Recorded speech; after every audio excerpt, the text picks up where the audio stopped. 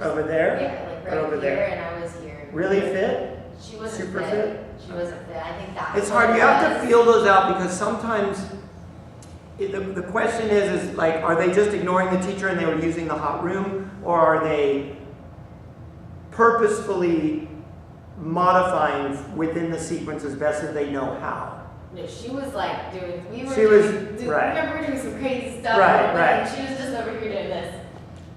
And we were And I was doing like twists around. We weren't even doing that really. I was like, we were doing something so. And she did it like the whole class. Like I was like, Right. okay, I guess I'm the only one who noticed it or something. But, Yeah. But I mean, it was a tough class, but still, like I feel like maybe she should have went to the back or something. Right, you know? right. We didn't know what we were getting ourselves into. I personally believe this is a group environment, this is a group experience. So the farther it gets away from that within your group performance activity, the more distracting that gets and the harder it is to teach. I personally like my job, so I don't want to not like my job. And when I get in those situations, I start not liking that experience. So that's why I make it a pretty hard rule. If they say, you know, man, I really need this, my brother died, I can't keep along right now, but can I just stay and I'll go to the back corner. So it depends on what is going on in their life, okay? So try to find out what's going on in their head first before jumping the gun and being like, idiot, get out, or whatever, you know, like, I'm not saying you would do that, but I'm just saying, and some teachers do that.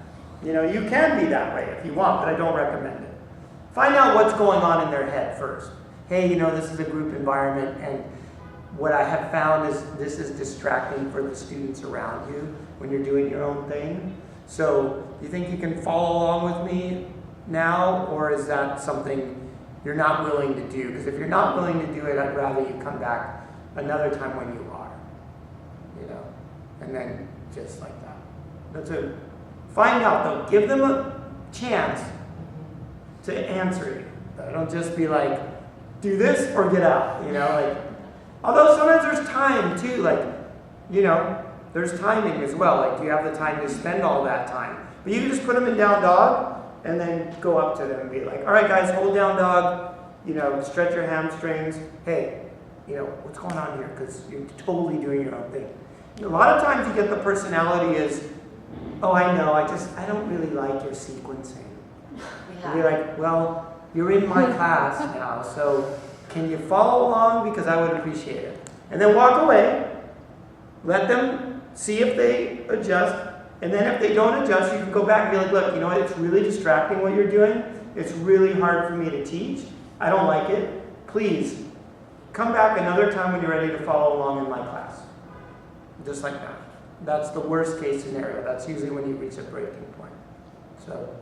Also, when I was teacher assisting a few of the classes, there is one person that comes and she does go in the back and she kind of does her own thing, but I noticed that you go up to her and you demo like what we're doing, like she kind of will do her own thing and you're like, this, you know, this is what, and he'll demo. So she forces her to get back into the sequence with everybody else. I know who it is. She has something going on with her, like an attention situation. Yeah, because she like does. It's a genuine thing. Yeah. Again, it depends on the student, so it depends on why they're doing it. Remember, some people do suffer from various like ADHD, you know, different. There are spectrums of like autism where you're still the people are still highly functioning, but literally have an attention deficit disorder. And in those cases, the yoga will help them, but you have to help them along. Yeah. So it depends on why they're doing it. And so that's a case. And she's always in the very back. Yeah, that's good. So I kind of let them in. If they're doing this up front, I might be like, you know, can you go to the back with the rest of the people that don't like the following, like, or whatever. Don't like my class. Yeah, like, or like you can even say, I mean, whatever. That's a great joke. When you get to when you're teaching a long time, you can say stuff that, like, you know, go to the rest with the people who don't like to follow instruction or whatever. Like, if you get to that point, it's not a professional way to do it, but you could say something like, you know, when the people in the back do this, you know, it doesn't distract me as much.